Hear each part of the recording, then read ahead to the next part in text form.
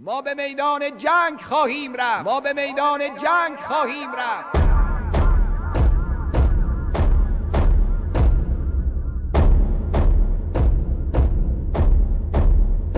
شنیدم دستگاه تبلیغاتی مزدور عراق پیغام داده است و سخن پراکنده است که چرا اونها که میگویند خودشون به میدان نمی آیند و شنیدم اسم مرا آورده است.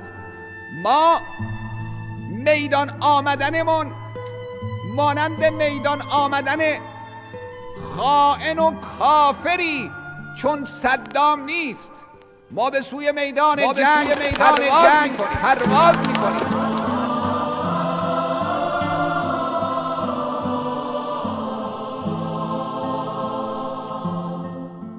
اون روزی که امام اشاره کند